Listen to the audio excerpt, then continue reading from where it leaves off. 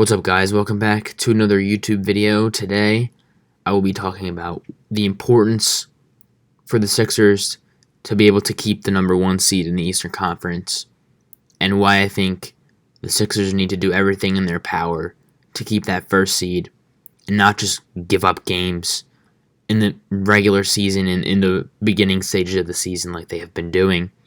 For starters, I just want to say that it's really important for the Sixers to keep that first seed, because for obvious reasons, but for one reason I would say, mostly because it's just important for them to be able to go into the playoffs with home court advantage.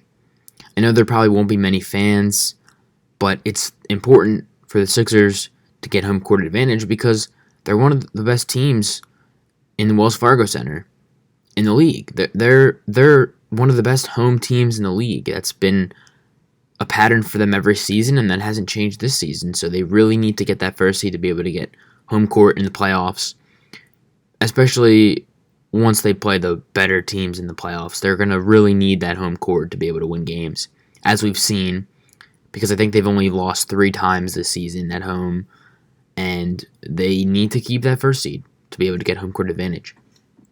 My second point as to why it's important for the Sixers to get that one seed is just because I just feel like it's important for them to keep the one seed. It would not be good if the Nets or Bucks get it.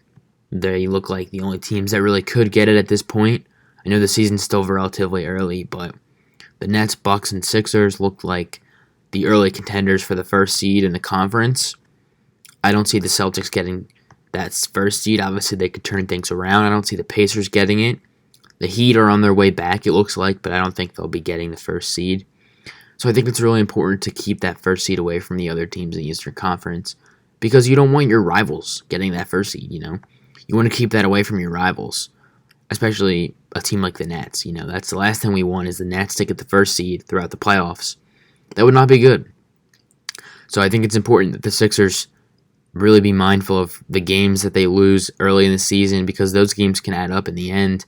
When you're talking about standings, those games against the Cavs, the Blazers, the Nets, shorthanded, you want to win those games. That's the importance of winning games that you're supposed to win.